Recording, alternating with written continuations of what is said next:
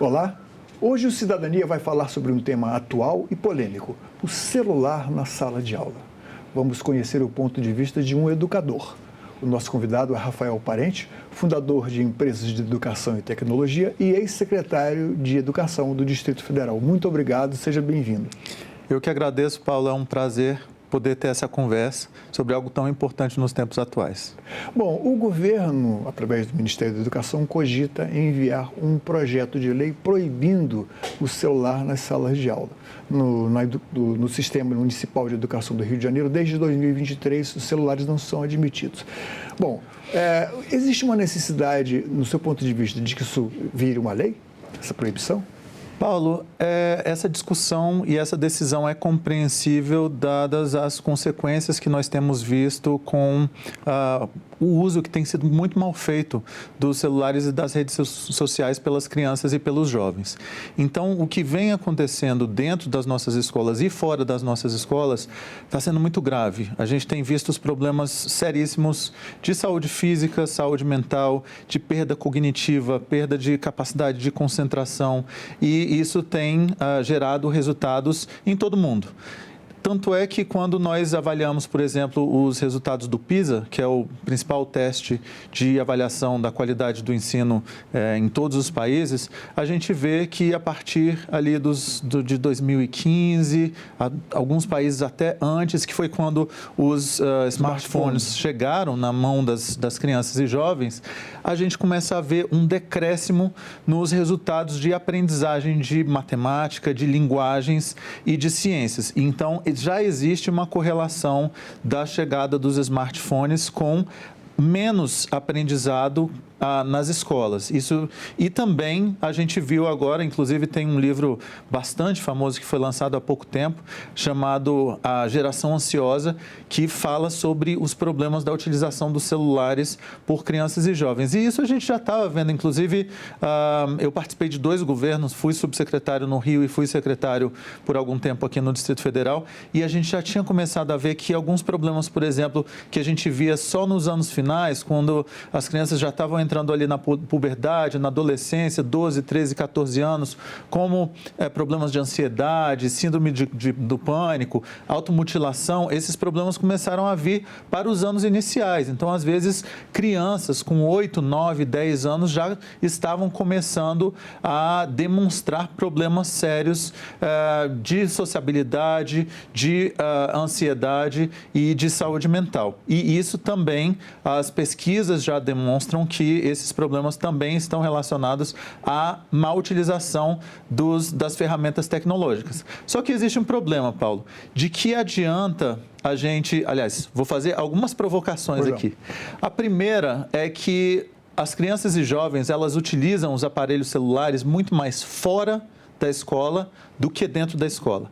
A escola é uma microsociedade, mas o tempo que elas passam dentro da escola é um tempo limitado. De nada adianta a gente limitar essa utilização dentro da escola se fora da escola, no espaço social, nas famílias, em sociedade, a gente não fizer um trabalho de, como exemplos, como pais, como cidadãos, a gente aprender a usar os celulares e as redes sociais de forma adequada. E isso nós sabemos não tem sido feito. Nós todos estamos viciados nos celulares, nas redes sociais e o comportamento do brasileiro em geral não é adequado, não é feito de forma responsável e crítico. Essa utilização das tecnologias não é feita dessa forma. É comum a gente ver, inclusive, casais quando vão ao restaurante com crianças pequenas, colocam lá um desenho animado no celular, algo ligado, evidentemente, ao entretenimento e não interagem com os filhos, né? Existe, inclusive, aquela frase do tablet é a nova babá. Então, para algumas famílias de alguns locais, na verdade, existem várias famílias que têm utilizado os celulares e os tablets como forma de ter menos trabalho, e isso é muito triste, porque isso, inclusive, desagrega e faz com que você tenha menos relação, você seja menos pai ou mãe daquela criança e daquele jovem. A outra provocação, Paulo, está relacionada ao papel da escola. né? A gente sabe pela nossa própria Constituição que o papel da educação e o papel da escola é formar o cidadão na sua integralidade, ou seja, formar em todas as dimensões humanas e formar também para uma vida em sociedade, formar inclusive para o mercado do trabalho. Nós sabemos que nós temos aí uma nova era chegando, com a inteligência artificial se acelerando muito, e nós sabemos que a automatização, inclusive, já está substituindo uma série de empregos. Nós sabemos, inclusive, que os profissionais de agora já estão tendo de se atualizar numa velocidade muito rápida, e as crianças e jovens de hoje já provavelmente com o celular na mão, às vezes são até mais hábeis que o professor na sala de aula. Sim. No manejo do celular, né? Mas as crianças e jovens de hoje provavelmente vão ter de se adaptar e se readequar 2 ou 3 vezes na vida, porque aqueles empregos que elas tinham provavelmente vão ser completamente substituídos por máquinas ou por inteligências. E aí elas vão precisar se reinventar. Como é que nós preparamos as nossas crianças e os nossos jovens para uma realidade completamente diferente da nossa realidade de hoje, se não é com a escola exercendo um papel protagonista na utilização correta dessas novas tecnologias? Então, é claro que em algumas leis, inclusive na lei municipal do Rio de Janeiro, existe aí uma exceção que é permitida a utilização com intencionalidade pedagógica dos celulares e dos tablets. Ao mesmo tempo, é preciso lembrar que os governos municipais, estaduais e federais precisam prover uma política integrada, olhando para todos os detalhes para que isso aconteça. Então, é preciso olhar para a infraestrutura, para a formação dos profissionais, para os conteúdos digitais e para toda essa integração de fatores que muitas vezes não está só na educação. Você precisa de políticas intersetoriais que casam políticas da educação com a saúde, com a assistência social, porque tudo isso está interligado. Mas a gente não vai preparar as nossas crianças e os nossos jovens para um futuro que é muito diferente do que nós estamos vivendo hoje, e lembrando que a única coisa que a gente tem certeza é que a mudança vai ser cada vez mais acelerada, a gente vai ter desafios maiores relacionados ao clima, relacionados à saúde mental, relacionados à empregabilidade e muitos outros, pandemias, por exemplo, se a gente não ensinar dentro da sala de aula, dentro das escolas, com os nossos educadores também sendo prontos, por mais, como você falou de forma brilhante, que os nossos jovens e as nossas crianças vão sim já saber mais da utilização das tecnologias do que os nossos professores. Inclusive, tem uma história muito interessante, se você me permite, que um professor da Universidade do Arizona, que é a universidade, uma das mais inovadoras do mundo, ele criou um curso para que os seus alunos pudessem utilizar da melhor forma a inteligência artificial, para depois de 1 ano ele entender que aquele curso já estava ultrapassado. E aí o que ele fez foi o seguinte: como avaliação final de cada semestre, os alunos têm que ajudá-lo a atualizar aquele curso. Ou seja, são os alunos que têm a obrigação de fazer uma atualização do curso para os alunos do semestre seguinte. E aquilo faz parte da avaliação final do curso dos alunos. Ou seja, ele saiu da posição da pessoa que define o currículo para os estudantes e passou essa responsabilidade para os próprios estudantes, entendendo que eles, melhor do que ele, professor, conseguem se atualizar tecnologicamente mais rapidamente. Bom, aí vamos pensar em termos práticos, como fazer essa intervenção de limitar ou disciplinar o uso do celular dentro das escolas. Certo. Na Europa, eu percebi, nas minhas leituras, que o professor é empoderado. O professor, na sala de aula, ele é empoderado e cabe a ele estabelecer.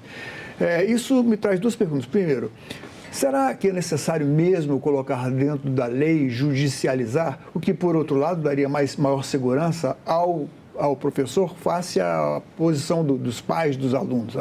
Não, como é que vai tirar o celular do meu filho? Eu quero ter um controle sobre a vida dele e tal. Bom, e a segunda pergunta é assim: será que aqui no Brasil funcionaria da mesma forma, ou vamos partir para aquela judicialização de pequenas coisas?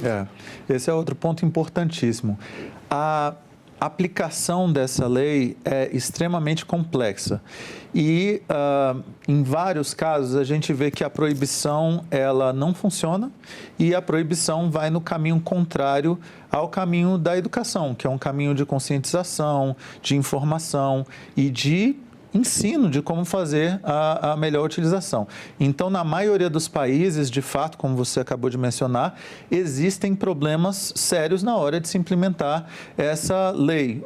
As crianças e principalmente os jovens, eles burlam as regras e eles dão conta de fazer a utilização dos celulares, mesmo as leis valendo naqueles países.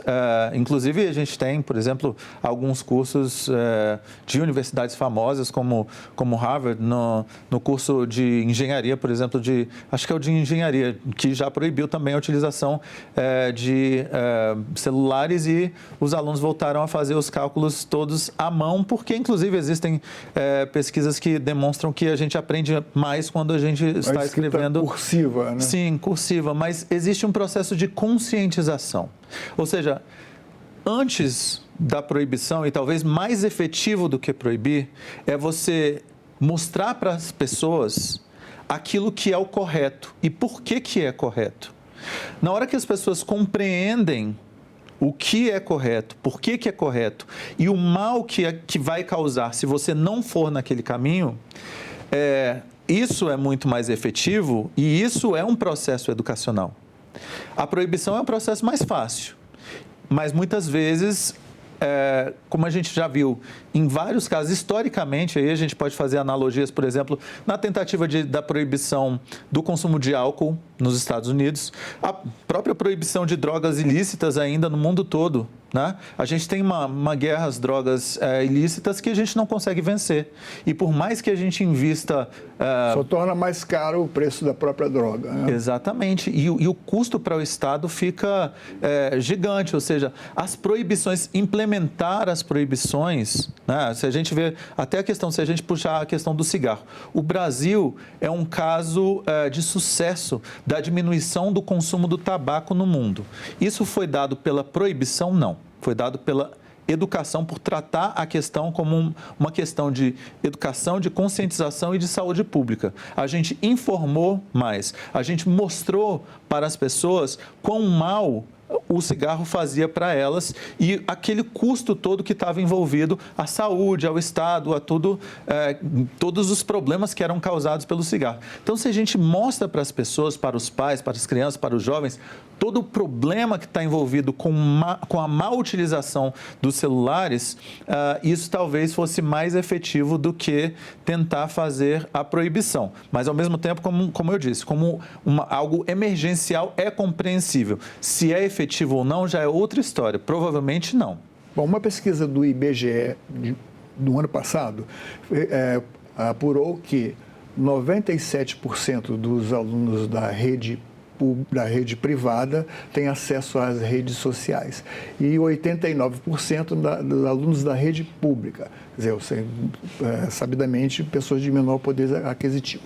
O problema seria, então, disciplinar limitar o uso do celular, tirando fora, elidindo o acesso às redes sociais? E isso é possível? É possível você bloquear as redes sociais, mas se você tiver, por exemplo, só a utilização de aparelhos tecnológicos da própria escola ou do próprio sistema dentro da sala de aula. Já exigiria outro tipo de programação e equipamento específico? Sim, você pode fazer essa programação nas escolas. Então, você pode, dentro das escolas e com os computadores e com os celulares que estiverem dentro das escolas, você pode falar, olha, isso daqui, essas redes sociais, você não pode acessar. Você pode acessar esses sites, como os filtros acontecem de pais que controlam aquilo que as crianças e jovens assistem ou deixam de assistir, que eles acessam ou deixam de acessar hoje. Então, existe essa possibilidade tecnológica de fazer essas limitações. Desculpa. Por favor. Agora, ao mesmo tempo, é aquilo, né? A gente precisa, de novo, pensar de que forma que a gente vai utilizar o desenvolvimento, especialmente com a inteligência artificial, que está chegando, inclusive em sistemas educacionais, está vindo muito devagar aqui no Brasil, apesar de que a gente já tem alguns casos de sucesso, como, por exemplo, o estado do Espírito Santo, que conseguiu sair de 9º lugar para o 1º lugar nas notas de produção de texto, de redações dos seus estudantes, por conta da utilização de inteligência artificial. Ou seja, passou a corrigir os textos que são produzidos pelos alunos com a ajuda de inteligência artificial, e aí conseguiu fazer com que os seus alunos do estado do Espírito Santo saíssem da 9ª posição e fossem para a 1ª. Então, a gente está começando a fazer um bom uso das novas tecnologias, mas isso poderia ser muito ampliado. O problema está que a gente está olhando só para os problemas e não para as soluções. Com a inteligência artificial, a gente poderia, por exemplo, utilizar sistemas adaptativos que pudessem fazer um mapeamento daquilo que cada criança e cada jovem sabe e não sabe e criar trilhas formativas personalizadas para cada estudante. Mas isso exige uma formação top para os docentes, né? Para os professores, inclusive da rede pública. Seria um cálculo realista, isso possível de ser feito? Ao mesmo tempo, Paulo, a gente sabe que hoje já é possível termos uma conversa natural como essa que estamos tendo com uma inteligência artificial. Então, provavelmente, muito rapidamente, nós teremos tutores complementares que vão atuar ao lado dos professores e vão ensinar os professores a fazer essa melhor utilização das plataformas adaptativas. Ou seja, ao mesmo tempo em que a utilização é feita e os tutores virtuais auxiliam os professores de verdade, os professores estão aprendendo e estão se atualizando em tempo real. Bom, vamos voltar um pouquinho no tempo, à época da pandemia, quando os alunos, quando tinham aula, eram aulas remotas e tenho certeza que, de alguma forma, talvez não muitos, um percentual não muito significativo, tenha obtido ensino razoável através dos telefones celulares, mas eles foram importantes. Se acontece uma nova pandemia, onde a gente falhou, onde o ensino através das redes sociais, através do aplicativo no celular falhou, poderia ter sido melhor, teve bom resultado, qual é a sua avaliação sobre isso? Bom, nosso principal erro foi não prever que a pandemia seria tão longa. A gente ficou muito tempo acreditando que a pandemia duraria 1 ou 2 ou 3 meses ou 6 meses, até a gente se dar conta que seria um processo longo de anos, até que a gente se mobilizasse para criar as estratégias que foram criadas e que a gente mobilizasse o aparato governamental para implementar essas estratégias, a gente levou muito tempo. Agora, por outro lado, assim, então, essa é uma coisa. A gente demorou muito tempo para criar as estratégias e para implementar as estratégias. A nossa desigualdade social e econômica também tem um impacto forte aí, porque a gente sabe, por exemplo, que tem famílias que têm um celular, que é um celular pré-pago e que a família toda precisa usar aquele mesmo celular para acessar as atividades e para fazer as aulas online. Se o Estado não prover um aparelho para que a família e para as crianças e os jovens utilizem no caso das aulas à distância, e que na maioria dos casos não aconteceu, né? Você teve distribuição de apostilas e a utilização do que a própria família tinha à sua disposição. O Estado não ofereceu materiais como celulares ou equipamentos para que essas aulas fossem assistidas ou houvesse essa interação com os professores. Foram raros os casos que a internet ou computadores ou equipamentos fossem oferecidos. Por outro lado, Paulo, quando a gente olha para os resultados do PISA, o que é impressionante é que o nosso resultado ele caiu menos do que o resultado dos outros países. Então, comparado com o resultado aqui do Brasil? Sim. Com quais países nós os comparamos? Na média dos outros países. Todos os países mais avançados, inclusive, eles caíram bastante. E o nosso, ele caiu pouco. Inclusive, as nossas posições, elas melhoraram no PISA logo depois da pandemia por conta disso. Agora, o que a gente não sabe explicar é o seguinte: se isso aconteceu porque as nossas estratégias foram efetivas durante a pandemia, ou se logo depois da pandemia a gente conseguiu se recuperar muito rapidamente. Então, isso a gente ainda não tem pesquisas suficientes para explicar o que aconteceu. O que a gente sabe com certeza é que os resultados pós-pandêmicos, os nossos, foram menos piores do que a média dos países que estão muito melhores do que nós na educação. Bom, então vamos voltar um pouco mais no tempo aqui, porque eu também sou de outra faixa etária. Eu me lembro que, não sei se hoje ainda é assim, mas naqueles cursinhos para vestibular, para concurso, Sim. tem aquele professor que é quase um entertainer. Ele conversa, faz piada com os alunos para dar um certo molho naquilo que está sendo. Será que o professor que vai lidar, que vai dar uma orientação com relação aos alunos, principalmente aqueles mais jovens, do correto uso do celular, será que isso não vai exigir também que ele seja um professor sedutor desse tipo assim? Certo. Aí eu estou falando um pouco contra a inteligência artificial. Você está vendendo o peixe do educador. Né? Tá certo. Eu vou fazer outras provocações para você aqui. Mas eu também fui um professor de cursinho pré-vestibular e tive de fazer esse papel aí, Paulo. E, de fato, quando a gente para pensar quem teve a chance de ter bons professores durante a vida, a gente sabe que, além dos nossos pais, bons professores também são capazes de nos influenciar para o resto da vida. Então, são pessoas que, de fato, nos transformaram, né? E foram importantes na nossa formação.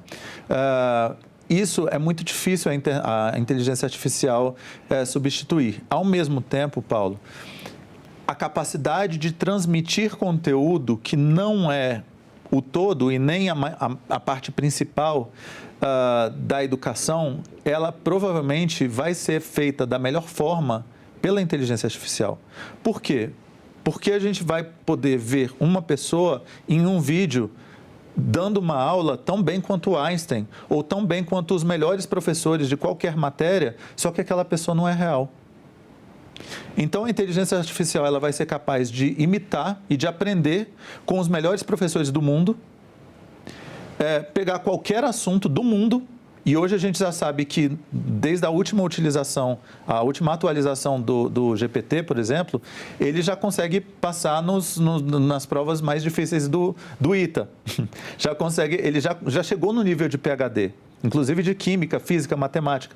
Antes o GPT era burro em exatas. Agora ele já é um PhD em exatas, inclusive, né? Então, para essa explicação de conteúdo, transmissão de conteúdo, a inteligência artificial provavelmente vai fazer um papel melhor do que nós humanos. Aonde que vai ser a nossa parte? Na parte relacional, na parte que está nas nuances mais da subjetividade, das relações, do brilho no olho. Uma sedução pela atenção de quem está nos observando. E também no que faz de nós humanos. Então, na parte criativa, da resiliência, do socioemocional, de você tocar outra pessoa, de você fazer ela entender que ela é importante, né? E que você enxerga ela e que você enxerga o potencial que ela tem, que você consegue identificar o potencial e que você está ali para ajudá-la a desenvolver o seu potencial plenamente, de encontrar um sentido para a vida dela, né? Essa parte é algo que provavelmente eu acho que nunca vai acontecer, mas as máquinas e a inteligência artificial nunca vão conseguir substituir os professores. Quais são, rapidinho aqui, as principais qualidades do educador? O bom educador, ele tem primeiro, ele gosta daquilo que ele faz, né? Mas ele tem essa capacidade de mostrar para cada um dos seus estudantes o quanto ele pode, o desenvolvimento, além da autonomia, de pensar criticamente, de agir criticamente, de atuar sobre o mundo e de poder criar a sua própria visão sobre si, sobre o seu país, sobre a sua realidade, mas de conseguir identificar e desenvolver o potencial de cada pessoa. Rafael Parente, muito obrigado pela sua genial visita aqui ao nosso programa. Eu que agradeço, que eu Paulo. aprendi e os telespectadores também. Muito obrigado, foi um prazer estar aqui hoje com vocês. Esta entrevista e todos os nossos outros programas estão disponíveis para você rever ou compartilhar no nosso site senado.leg.br/tv ou então pelo nosso canal no YouTube. Inscreva-se lá e marque o sininho para receber notificações. Obrigado pela companhia e até o próximo Cidadania.